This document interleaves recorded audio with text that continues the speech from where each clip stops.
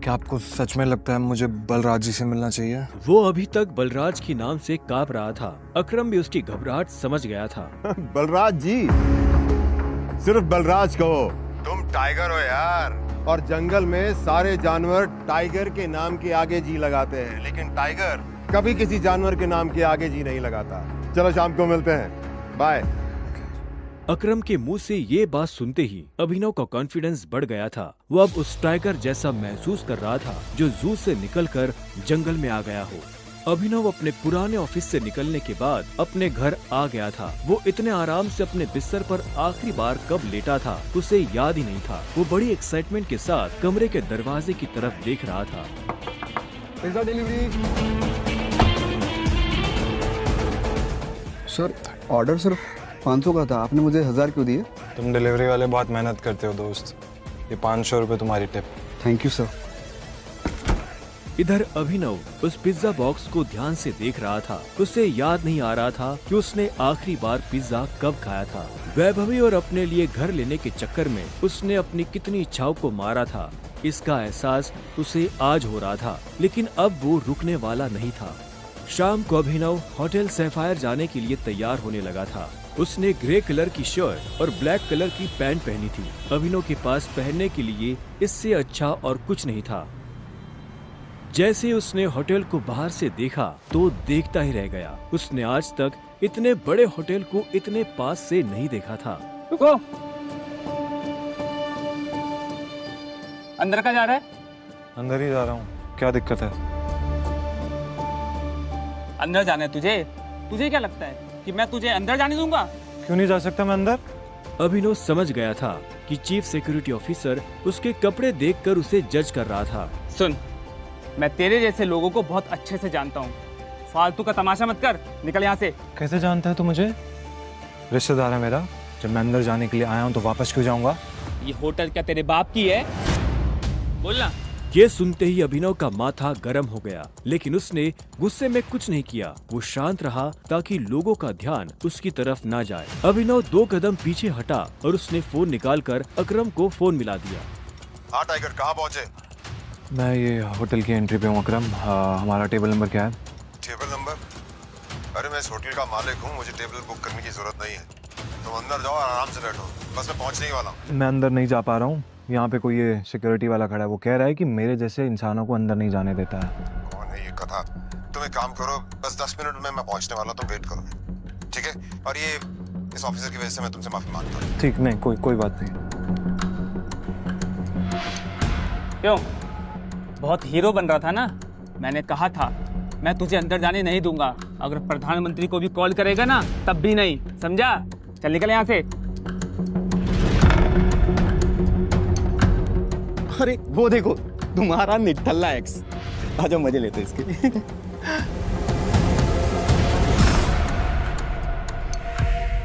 इससे मैंने अपना बॉयफ्रेंड कभी माना ही नहीं। वैसे भी मैं अपने से छोटे लोगों से बात नहीं करती, मुंह नहीं लगती, उन्हें बॉयफ्रेंड क्या बनाऊं? तुम छोटे आदमी के मुंह नहीं लगती होगी, लेकिन ये छोटा आदमी तुम्हें एक सलाह देना चाहता है। इंसान की पहचान उसकी जुबान से होती है। जुबान संभाल के बात करो, वरना किसी दिन यही जुबान तुम्हारी जान ले लेगी। वाह, क्या बात कही है। ताली बजाओ। Very nice. तो फिर तुमसे तुम्हारे पैर क्यों नहीं संभाले गए? यहाँ कैसे चले आए? पिए हुए हो क्या? अकरम ने बुलाया मुझे यहाँ पे। अच्छा, अरे हाँ याद आया, अकरम सर ने उस दिन कहा था तू उनके किसी ड्राइवर का बेटा है, तो यहाँ अपने बाप की जगह ड्राइवर की नौकरी मांगने आया क्या? सही है, लेकिन वो रखेंगे नहीं। तेरे जैसे गरीब को वो ड्राइवर भी नहीं रखेंगे। आए हो मतलब तुम्हें बुलाया नहीं गया? वो उठा के चले आए। भिखारी कहेंगे। आया नहीं हूँ, बुलाया मुझे, अकरम ने बुलाया है। मुझे पता ही था ये कोई पागल है। तभी वहाँ एक काले रंग की चमचमाती हुई महंगी सी गाड़ी आकर खड़ी हो गई। सभी पलटकर गाड़ी को देख रहे थे। अकरम गाड़ी से बाहर निकला और उसके साथ एक और आदमी था। वो देखने में लंबा चौड़ा और मजबूत था। वो और कोई नहीं बल्कि बलराज था। वो एक बहुत ही फेमस कपड़ों की कंपनी का मालिक था और साथ ही द माफिया किंग का एक मजबूत पिलर। उसे देख अभिनव की आंखें खुली की खुली रह गई। उसने बलराज के बारे में सुना था। क्या आपको सच में लगता है मुझे बलराज जी से मिलना चाहिए? उसे तस्वीरों में देखा था, लेकिन तस्वीरों में देखने और सामने से देखने में जमीन आसमान का अंतर नजर आ रहा था। उसके मन में यह सवाल उठ रहा था कि आखिर बलराज उससे क्यों मिलना चाहता था। क्या चल रहा है यहाँ? सॉरी सर, लेकिन इस आदमी ने मुझे और कस्टमरों को काफी परेशान किया हुआ है। मैं इस चोर को अंदर जाने से रोक रहा हूँ तो ये यहाँ पे तमाशा कर रहा है। क्या तुम्हारी हिम्मत कैसे हुई इसे चोर कहने की? तुम होते कौन हो इसे अंदर जाने से रोकने वाले? ये होटल तुम्हारे बाप ने खोल रखा है क्या? ये मेरा मेहमान है और तू आज के बाद इस होटल के आसपास भी दिखाई दिया ना तो तेरी टांगे तोड़वा दूंगा। Get lost. Sorry sir.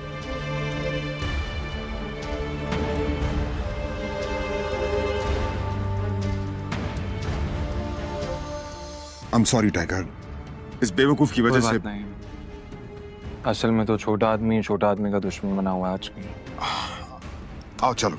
अकरम ने अभिनव को अपने साथ अंदर आने का इशारा किया। अभिनव अकरम के पीछे चला जा रहा था। उसे महसूस हो रहा था कि बलराज भी अपने भारी भरकम पैरों के साथ अभिनव के पीछे आ रहा था। कुछ देर के बाद वो होटल के एक आलीशान से कमरे के बाहर आ चुके थे।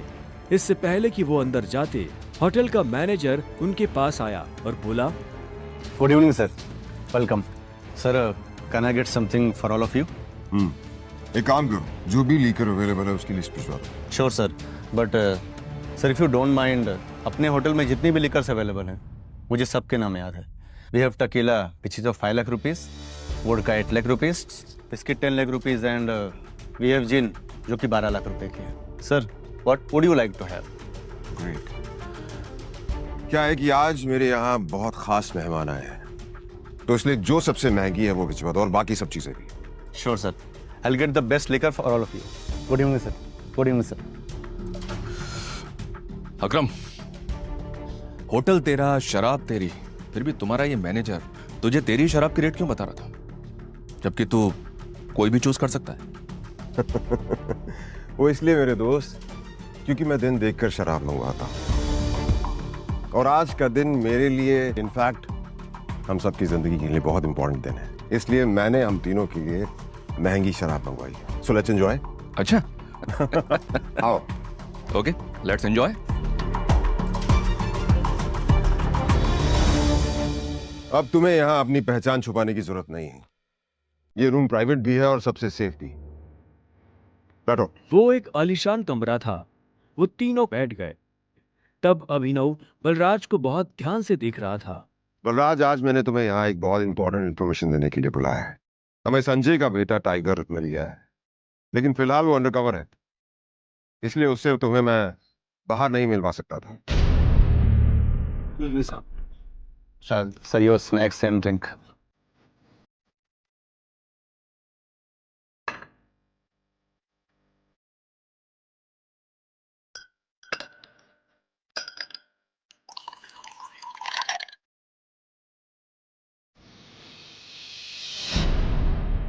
Sir Sure. Cheers. Cheers.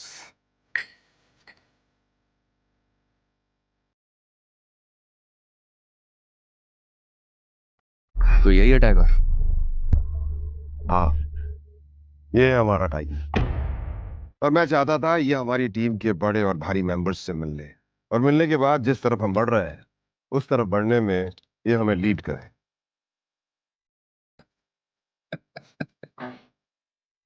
माफ करना दोस्त, पर मुझे थोड़ी हंसी आ रही। वो क्या है ना, सब कुछ तो तू ही बोल रहा है।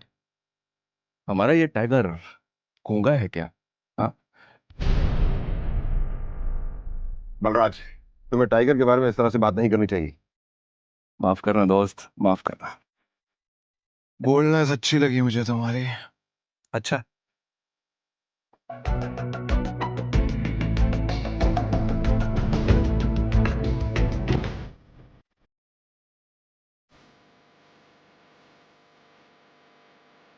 हो गए तुम बॉस, लेकिन ये मत भूलना तुम किसके सामने बैठे हो। टाइगर हूं मैं। टाइगर ना ही चुप रहता है, ना ही धीरे बोलता है। टाइगर सीधा धाड़ता है।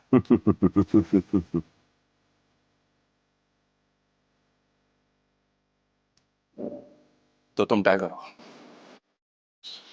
ठीक है। तो टाइगर ये बताओ, इतने सालों से कहां थे तुम? अब ऐसा तो नहीं हो सकता ना कि इतने सालों के बाद तुम हमारे सर पे आके बैठ जाओ और हम मान लेंगे कि तुम टाइगर हो। मजाक तो नहीं हो रहा है यार? क्यों अकरम, सही कहा ना? और जिस गति की तुम बात कर रहे हो ना,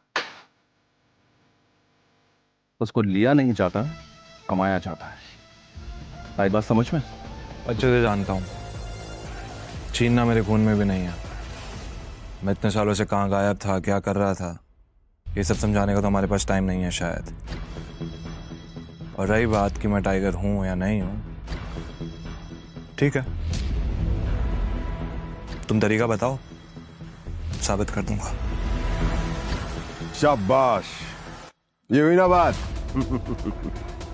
अकरम ने मुस्कुराते हुए अभिनव को देखा। उसकी आंखों में अभिनव के लिए गर्व की भावना झलक रही थी। उसने जितना सोचा था, अभिनव उससे भी खूंखार था, लेकिन बलराज के माथे पर शिकन बरकरार थी। उसकी आंखों से पता चल रहा था कि वो इतनी जल्दी अभिनव को टाइगर नहीं मानने वाला था। वैसे भी पूरे ग्रुप में अगर बलराज किसी चीज के लिए जाना जाता था तो वो थी उसकी जिद। वो इस बात को नहीं पचा सकता था कि कल को एक बच्चा उसके सर पर बैठकर राज करे। सिर्फ अकरम की शाबाशी से काम नहीं चलेगा प्यारे, पर मैंने अभी एक्सेप्ट नहीं किया है कि तुम टाइगर हो। तुमने कहा कि तुम साबित कर सकते हो कि तुम टाइगर हो, तो ठीक है, मैं तुम्हें चैलेंज देना चाहता हूं। ये क्या कह रहे हो तुम? Relax Akram, relax. Let's fight, लड़ते हैं। अगर तुम जीते तो हम मान लेंगे कि तुम टाइगर हो, लेकिन अगर तुम हारे तो हमसे कुछ पैसे लेना और गुड़गांव से कहीं बहुत दूर जाकर सेटल हो जाना। राज, क्या कह रहे हो तुम? ये सही नहीं है।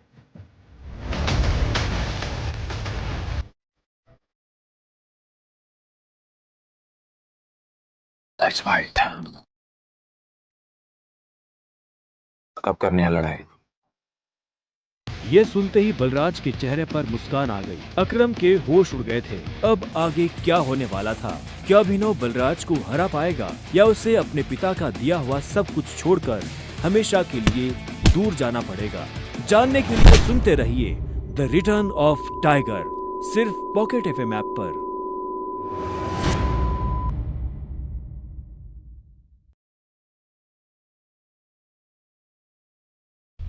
नहीं टाइगर, होल्ड। देखो, तुम्हें किसी को भी कुछ भी साबित करने की जरूरत नहीं है। That's it. अगर मैं जो भी कर रहा हूँ अपनी मर्जी से कर रहा हूँ। आज जो बलराज मेरे मुंह पे बोल रहा है, मैं नहीं चाहता कल को कोई ऐरा गहरा मेरी पीठ पीछे बोला है। अकरम ने अभिनव की आंखों में संजय जैसे तेवर देखे तो उसने एक गहरी सांस ली और सब ऊपर वाले के भरोसे